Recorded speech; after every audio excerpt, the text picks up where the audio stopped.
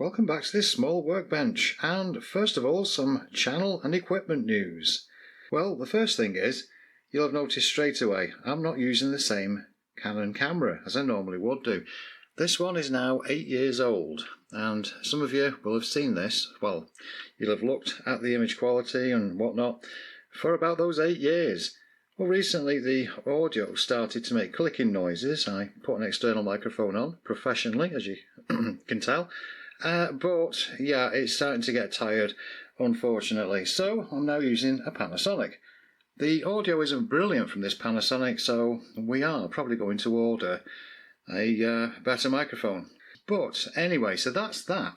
And the second thing on the news side is thank you very much to everybody that's subscribed. I'm now over 2,000 subscribers, and I've also got the 4,000 watch hours. So that's coming next, is being able to make some money. Well, at least a little bit from the advertising. Right, onto the video. I was looking through a box the other day and I found this, and it's one of my old Pancake coils from about 15 years ago. And I thought, well, I'll clean it up and do something with it. I've got some cleaning stuff here. And then I thought, hang on, you know the Lasersaber SJR Looper? And I got it to work from the mains, you know, the wasted mains. Everyone's got the grounded mains from the house. I thought to myself, well, can I get wireless energy from a Lasersaber SJR Looper that's using wasted free power, really? And that's what I'm going to try and do. Get that and that to produce wireless energy. Right, the first thing I've done is to clean this up as best I can. It doesn't look drastically different, but it is better. Now, theory is that in common with a lot of Joule thief type of circuits, if I take the LEDs off from this and instead run the output wires to this coil, then it should work. The idea is, of course, no driving circuit on this Pancake coil. The positive connection, which is normally where you would join one set of wires to the other set of wires in a Pancake coil, well, that is left unconnected. So you're just connecting to these two. That's my thought. I don't know whether it's going to work yet. We'll have to find out. But that's the plan anyway. So leave that one away and connect to those two at the points where the LEDs would normally connect. Here's the circuit diagram of the modified SJR Looper that I made recently. So yeah, we're looking at, well, trying to either replace all three LEDs or connecting to the second two. I'm not entirely sure. Back here with it in place, you can see that that's where I would normally connect a ground connection from outside. But it's after the first LED and before the two others. Depending on how this runs, you can either get the one LED to come on or all three will actually flash. So it does operate a little strangely, and that's the kind of thing I'll have to sort through with running this. Oh, and a quick by the way, this camcorder will do 4K, but my PC won't. It's not powerful enough to cope with 4K video, so apologies again, we're only in 1080. But it is at 60 frames a second. That doesn't count. What counts is connecting to these next. And before converting, I best show what this does normally. So just very quickly, the red lead there connects to the audio input of that audio amplifier. And if I put a finger onto there, you can see those three LEDs light up. I may have to change the ceramic capacitor, may have to change the resistance of this 2 megaohm pot, but that's what normally happens, as I say, when I touch that with just the finger. If I instead connect a ground to outside with this black lead, it's just a rod that goes into the ground about 6 inches, but it goes outside my window behind, you can see that the lights are on, brighter. Right, okay, let's convert.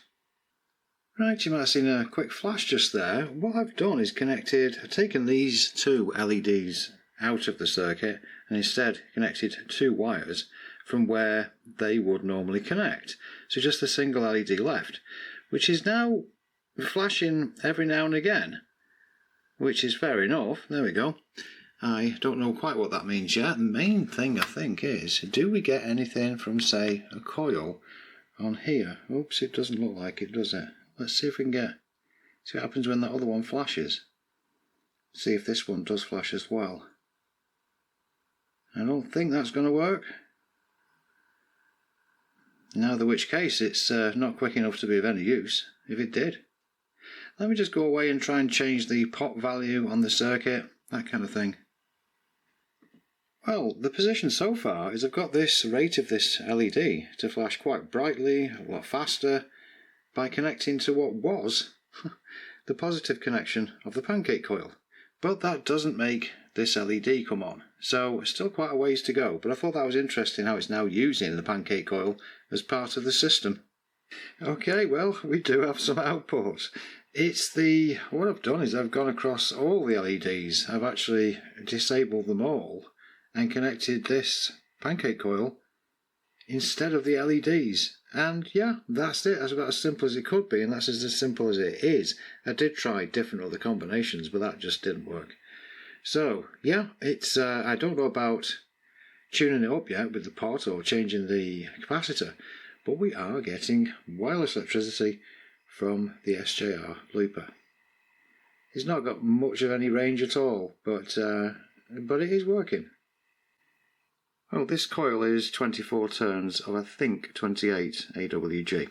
Anyway, if I put this screwdriver in, you'll be able to see how little energy there is, because if I start to turn this pot around, you'll see this picking up speed, and you might think, all right, this is really good, this is going to be really perhaps lighting continuously any second. So we get to around here. Now if I leave it, just completely leave it alone, you'll probably see how it's starting to decay. There's not enough throughput of energy, and it'll just fade off if I turn it even more, and that's it, it goes out. So I'll have to turn it all the way around again, and then after a little bit it will start to flash again, and that's with just 100 microfarad on the front end on the left hand side. But you ought to see it, there we are, it's starting to flash again, so everything is just tiny amounts of power. So it's kind of a bit of a juggling act between the front end capacitor, the ceramic, and that pot to get any output really, but it is doing it, and it's doing it wirelessly. So I'll turn it round to something which I think may work out okay. Let's have a see round about the halfway, and there we are with about the best flash rate. That's about the best output we can get.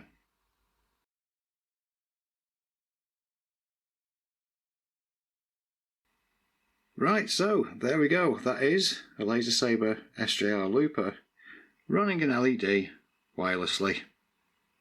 Alright, thanks very much for watching, and I'll see you next time.